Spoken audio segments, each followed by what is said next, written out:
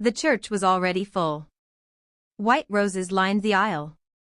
Soft piano music floated through the air. And everyone was smiling.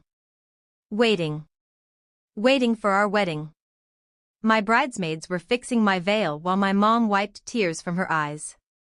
"Sweetheart. You look beautiful," she whispered. I smiled nervously.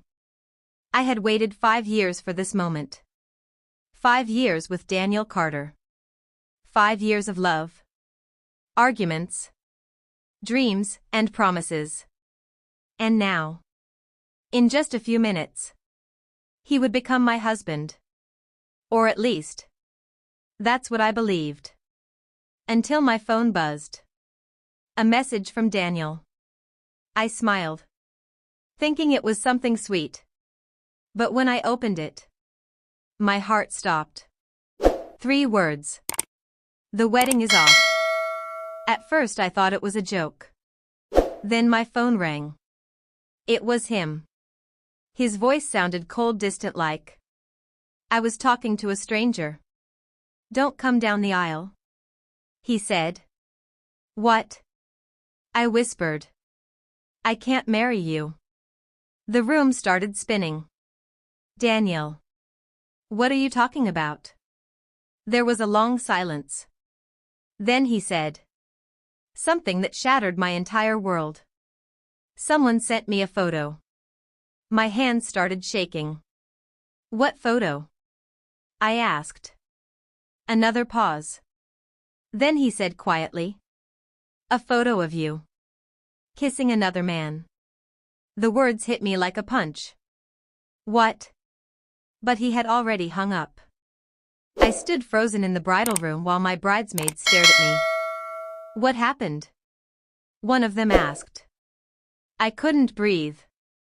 "My wedding is cancelled." Gasps filled the room. My mom rushed toward me. "Cancelled? Why?" My voice cracked.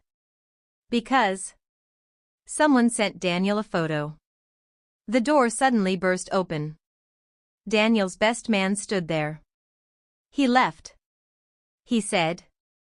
The room went silent. He got in his car and drove away. Just like that. 5 years of love disappeared in one moment. Because of one photo. The next hours were a blur. Guests whispered in the church. Family members argued. My dress felt heavier with every passing minute. But the worst part wasn't the humiliation.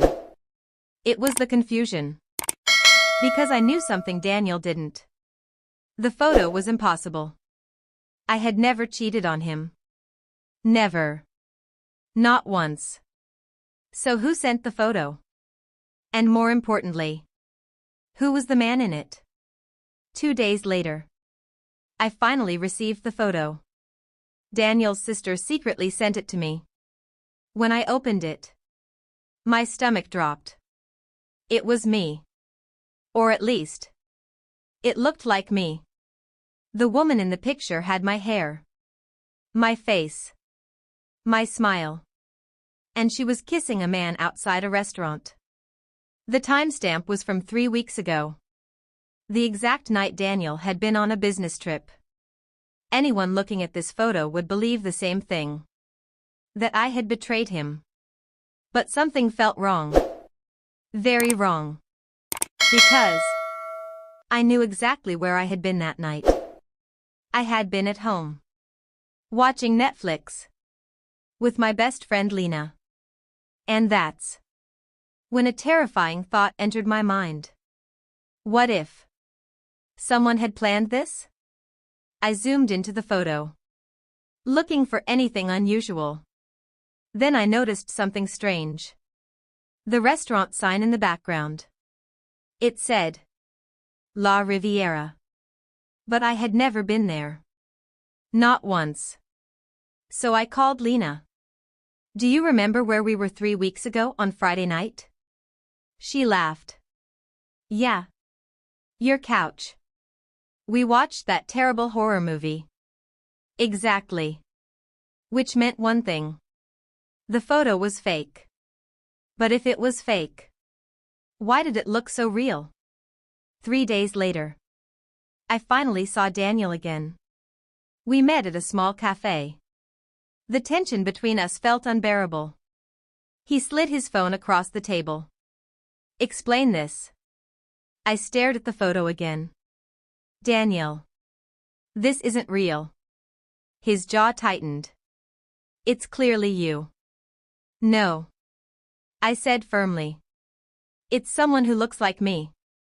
He shook his head. I trusted you. And I never broke that trust.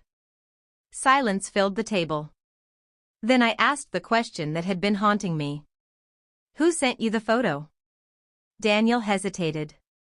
Then he answered. An anonymous number.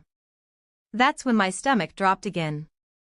Because suddenly, this wasn't just a misunderstanding. It was something much darker. Someone wanted to destroy our wedding.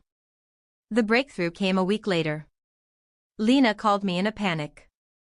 You need to see this. She sent me a screenshot. It was from Instagram. And the photo nearly made me drop my phone. Because the same restaurant, the same man, and the same woman from the photo were tagged in another picture. But this time, the woman wasn't me. It was someone else. Someone who looked almost identical. Her name was Clara Hayes. And when I clicked her profile, my blood turned cold. Because the first person who had liked her photo was someone I knew very well. Daniel's ex-girlfriend.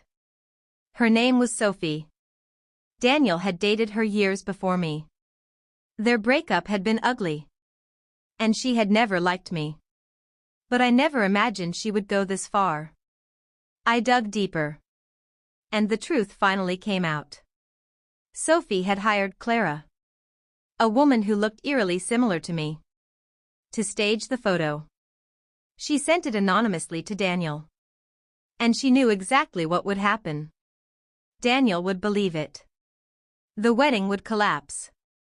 And our relationship would be destroyed.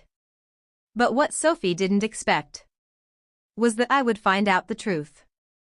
Daniel arrived at my apartment that night. I showed him everything.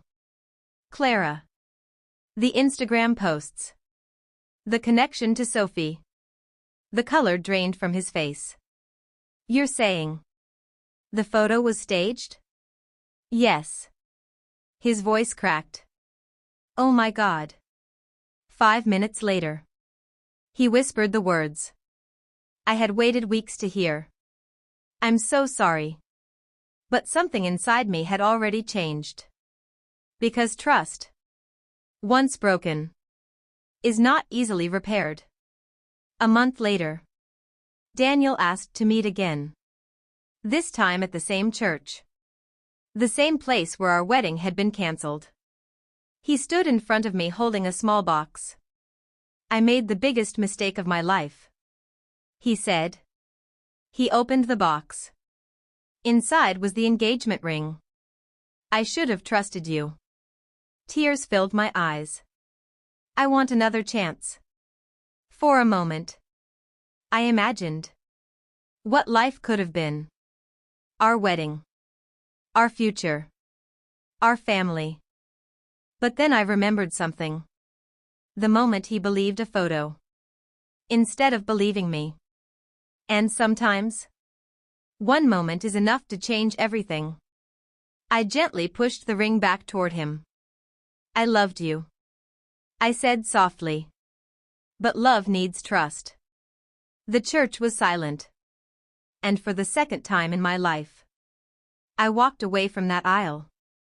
But this time, I wasn't heartbroken. I was finally free.